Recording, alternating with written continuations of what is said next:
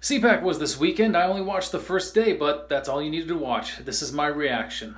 I tuned in right before Rick Scott was about to speak and caught the tail end of a 4-person panel where one of the people on the panel actually said we were the first to develop the COVID-19 vaccine thanks to Operation Warp Speed, which was just absolutely untrue. The first people to actually develop a vaccine was Russia with Sputnik 5, kind of a slight to the space race. Another person on this panel said the greatest threat to America was China's theft of intellectual property and technology, which is true, absolutely true. But there are complacent actors also in this. Like, well, if you want to go into China's market, which is very lucrative with over 1 billion people, you actually have to go into business with someone in China. So you openly share your intellectual property and technology because you want to prosper together. But if they steal it, I know this is for sure with technology, they go ahead and just say they reverse engineered it and they get away with it every time. I think the best solution to that is just to stay out of China. Now, on to our boy Rick Scott. So Rick Scott stated that the Biden agenda is to close schools and open borders, but this is just a complete lie, as we saw that Biden wanted to reopen schools in his first 100 days. He even talked about at a town hall meeting that he wanted schools to be open 5 days a week. And I think it was just last week that Biden released a 5-step plan to reopen schools. Open borders, don't tell me you still buy that. Biden is using Trump-era policy to turn migrants away at the border right now. Rick Scott set up this framing of the radical left, so anything that was associated with the left from this point on, which was really good framing, as long as it was left, it was radical. Rick Scott said both impeachments were personal vendettas and political theater. Like reading green eggs and ham? Or wearing a gas mask? They were not personal vendettas. The first one, there was a letter sent to newly elected President Zelensky that said, if you announce that you're doing an investigation in the Bidens, you can have your White House meeting. Zelensky wrote back, so we're not even putting resources towards that. And the White House wrote back and said, you don't even have to investigate them. You just have to make a public announcement that you are. Wrong is wrong. If that was a Democrat, you even have to call it out. You don't plant and set up your own misinformation or disinformation. I confuse the two. That's crooked. And the second one, our Capitol was attacked. How was that a personal vendetta? All right? And those people wouldn't be there if it wasn't for the big lie. Bottom line. Rick Scott went on to say he will not accept political correctness. I don't even know what that means. Does he want to make like really bad gay jokes? Or does he want to I don't know, insult women? I really don't know. Do you not want to be a decent human being?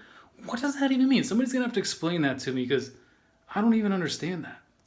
Then Rick Scott used one of my all-time favorite lines. Trump went in and drained the swamp. Yeah, except he filled it back up with his swampy people like Scott Pruitt or David Shulkin, or just recently Elaine Chao, who was Secretary of Transportation, I think it was, something like that, and she owned a shipping company. Rick Scott said the right is being silenced by the left. They want to take your guns and your religion. Joe Biden does want to ban assault weapons. I'm impartial about that. He does also want to ban the online sale of weapons, and I buy everything online, so I would never know how I would get a gun then. He does want to close the Charleston rule, whatever it is, I forget. But it's like where you have 3 days, and then if the background check doesn't come back in 3 days, you can purchase the gun anyways. And it's like, what? No, because you technically have 10 days for that background check. And ban religion. What is he, pretending to be Catholic? just gonna be like, gotcha. The man is devoutly religious. He goes to church every week. That's just stupid.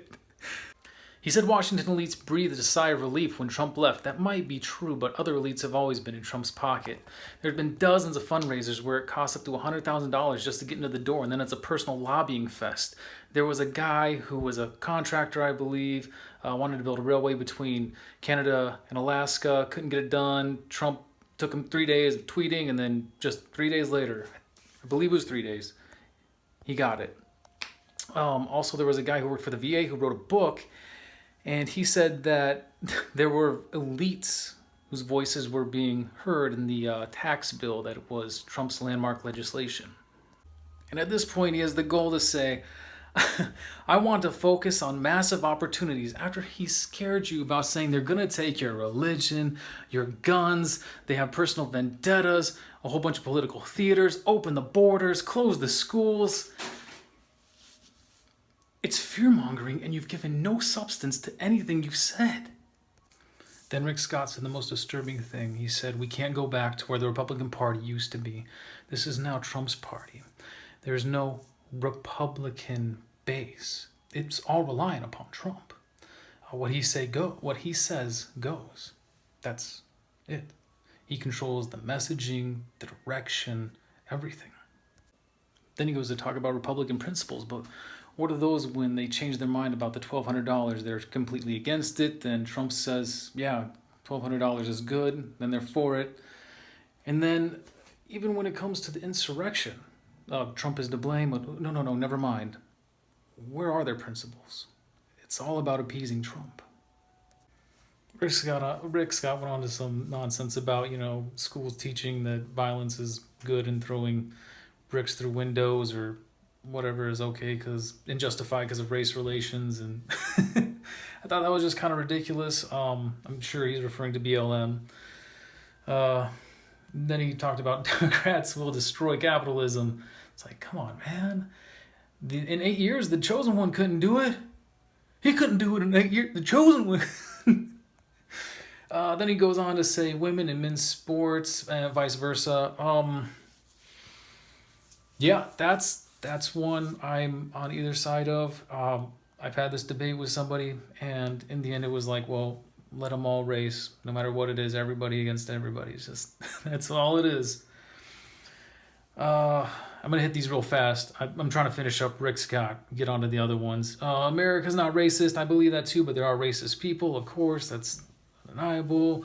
We respect our law enforcement. He says that, but yet won't call out those people at the Capitol. I think that's just...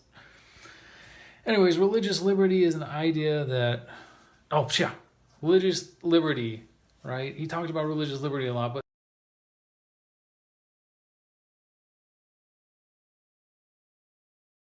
trying to insinuate something. Never mind. We believe individual responsibility works, yes, unless you're rich or a big business, right? Then you get bailouts. I do like school choice, though. Lower taxes work. And then in the same sentence, he said, funding our police works. Where does the money to fund police come from? Where does it come from? Oh, yes. Let's have no taxes. And we would have the strongest police force, right? Just think how much they'd be saving in taxes. I'm sorry, that was anyways, I gotta get back on. Finish up these conservative values. It's like, yeah, well, I don't even know what those are. It's like, it's all dependent upon Trump in the end.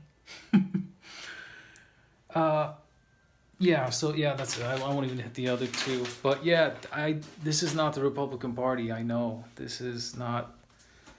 I mean, what are the three values? I guess deregulation, right? You can say that. You can say tax cuts, and what's the third? Owning the libs. I think those are the big three, right? Especially the third one. That's all the platform is. I don't even know what it is.